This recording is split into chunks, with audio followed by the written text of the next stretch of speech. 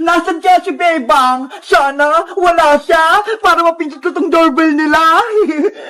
Kung sino man yung pipindot sa doorbell namin, babasahin ko ng water blaster. Iyari na kayo, nakatago ako dito sa taas ng bahay namin. Walang tao, pwede na akong magpindot sa doorbell nila. Si Princess na naman, bumalik siya. Ayun, walang nakakita sa akin, walang sumasaway, pwede ako mapindot ng maraming beses. Oh no! Princess, tigilan mo yung doorbell namin, huwag kang pindot na pindot, babasahin kita. Yahoo! Hoy, Bebang, huwag mo akong basahin. Umalis ka kasi dyan, huwag mong paglaruan yung doorbell namin para hindi kita basahin. Ang damot mo naman, Bebang! Ayaw mo magpapindot sa doorbell nyo! Bakit? Kapag nasira ba yan, papalitan mo? Hindi! Bakit ko naman babayaran? Ayun pala kaya wag kang pindot ang pindot dyan, Princess! Isang pindot na lang! Makulit ka talaga, ha? Eto pang sayo! Susumbong kita, Bebang! Lagi mo na lang akong binabasa! Di magsumbong ka. Ikaw naman yung may kasalanan Nanay! Si Princess, lagi na lang nagsusumbong. Hoy, Bebang! Anong ginawa mo kay Princess? Si Aling Tere, andyan agad. Nay, si Bebang po. Binabasa niya ako ng water blaster niya. Ikaw, Bebang, lagi mo na lang inaaway yung anak ko. Bakit? Ano kasalanan sa'yo ng anak ko? Kasi po, Aling Tere, si Princess, makulit siya. Lagi niya pinipindot yung doorbell namin. Dahil lang sa doorbell? Binasa mo siya? Paulit-ulit po kasing pumipindot si Princess Aling Tere. Hindi po siya masaway. Nung nakarang araw din po, Nay, binasa ako ni Bebang ng tubig. Tignan mo, Bebang, habang tumatagal, sumasama na yung ugali mo. Lagi mo kinawin si Princess. Sorry po, Aling Tere. Hindi na po mauulit. Mabuti nga sa'yo, Bebang, napagalitan ka ni Nanay. Princess anak, okay ka na ba? Napagalitan ko na si Bebang. Nay, gusto ko pong magpindot sa doorbell nila, Bebang. O sige na, magpindot ka na sa doorbell. Ako nang bahala sa'yo, hindi ka nababasay ni Bebang. Yay! Makakapindot na ako!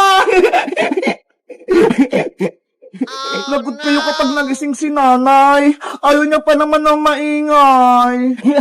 Ang saya mapindot ang doorbell. Hindi na ako babasay ni Bebang. Sinong nagpipindot ng doorbell? Natutulog ako Mga istorbo.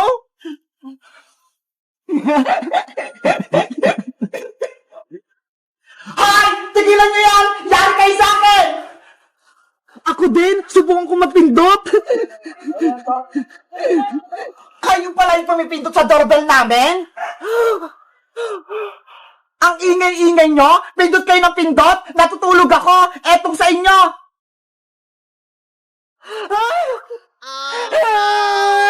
Napasa ako! Nay! Si Alex si Tam! Binusan po ako ng tubig! Maring Princess, umalas kayo dito! Kung hindi, paliliguan ko kayo! Princess anak, takbo na! Galit na si Maring si Tam! Nanay! Antay!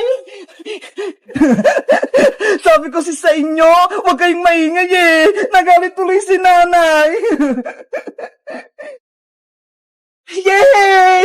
Ngayong araw na yung Christmas party namin! Handa na itong regalo ko! Ang laki-laki! Nay! Alis na po ako!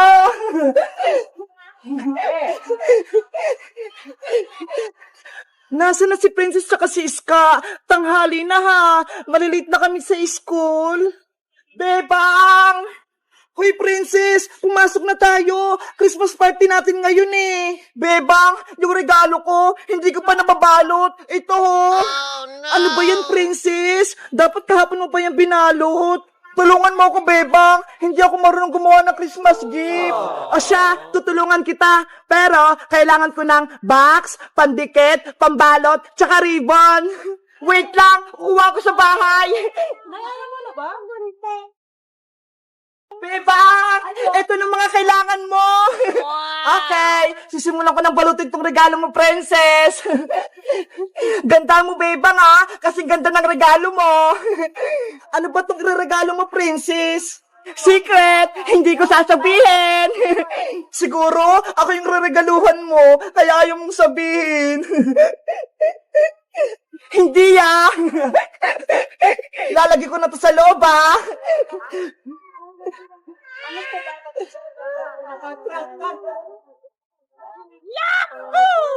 Bilisan mo, Bebang! Baka magsimula ng Christmas party natin! Maubusan tayo ng pagkain!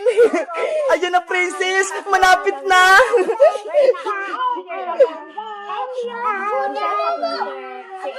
Ayun si Bebang tsaka si princess, ha! Nagbabalot ng regalo! Etong ribbon na lang ilalagay ko, princess!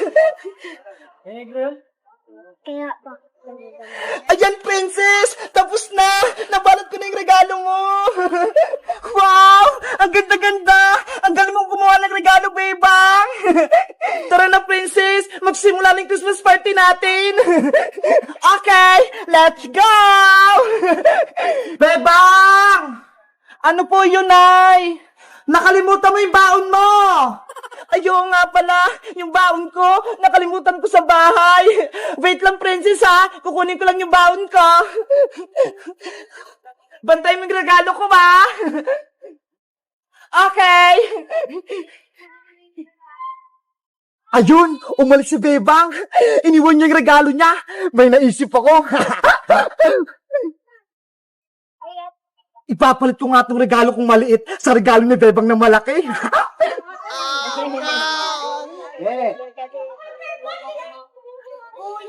Ang tagal naman ni Bebang. Yes! Nakuha ko na! Hindi ako nakita ni Princess! A few moments later. Princess! Nakuha ko na yung baon ko! Tara na, Bebang! Kunin mo na yung regalo mo! Huy, Princess! Tignan mo! Ano yon? Oh, no! Yung regalo ko! Lumit! Ayaw nga, no? Malaki lang niya kanina, ha? Ano nangyari? Bakit biglang lumit yung regalo ko? Ganon kalaki to kanina, ha? Papasok na ako sa school, malaki na tong regalo ko. Guys, yung regalo ko, biglang lumiit. Ito na siya, oh. Saan kaya siya napunta? Mamaya na yung Christmas party namin, eh. Dapat mabawi ko yun. Sino kayang kumuha? Mag-comment lang kayo para sa part 2. Bye-bye! Yay! Uwian na! Sabi ni principal, dito daw ako maglinis sa tapat ng school para hindi ako ma-expel.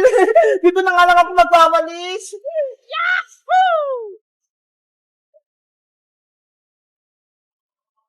Ay, aba, si Bebang, naglilinis na sa labas ng school. Buti nga sa'yo, binigyan ka ng punishment. Isang linggo ko mabilinis kasi may punishment ako. Si Princess kasi, sinupong niya ako kay principal. May naisip ako, para hindi matapos si Bebang sa paglilinis niya, magkakalat ako ng mga dahon.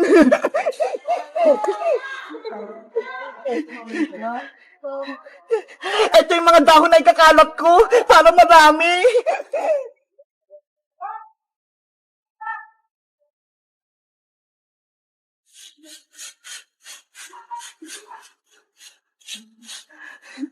Ayan na! Nalinis ko na ito lahat! Ipapacheck ko na ito kay principal! Yari ka ngayon, Bebang! Oh, no! Hala! Bakit may kalat na naman doon? Wala na yan kanina, ha? Kapag nakita ni principal na madumi itong labas ng school namin, ma-expel na si Bebang. Ano ba yan? Magwawalis na naman ako.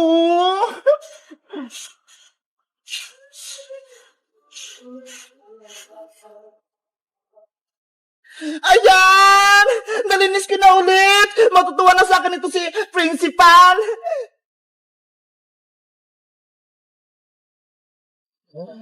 Magkakalat pa ako para mahirapan si Bebang!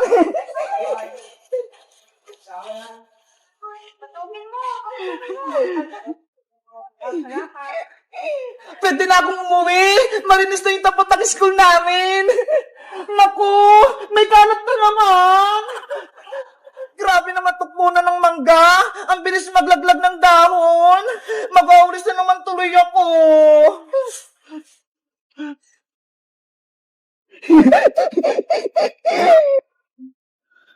Unang araw pala ng paglilinis ko dito sa school. Pagod na ako.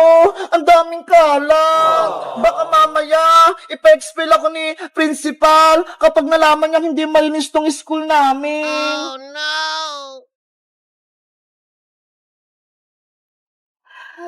Ayan! Nalinis ko na lahat! Ipapacheck ko na kay principal para makita niya. Yahoo!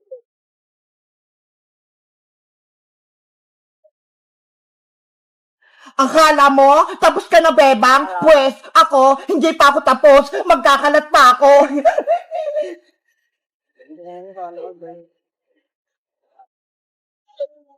Oh no! Hala! May nagkakalat doon! Hoy! Sino ka? Ayan na si Bebang! Magtatago na ako!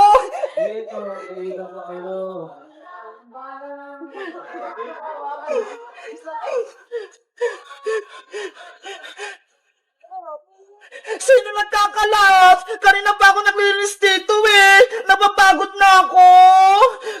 Ayos! Hindi ako nakita! Ano ba yan? Ang dami na namang kalat! Guys, alam nyo ba kung sino nagkakalat dito sa nililinisan ko? Para may isip mo kayong principal, mag-comment lang kayo! Bye-bye!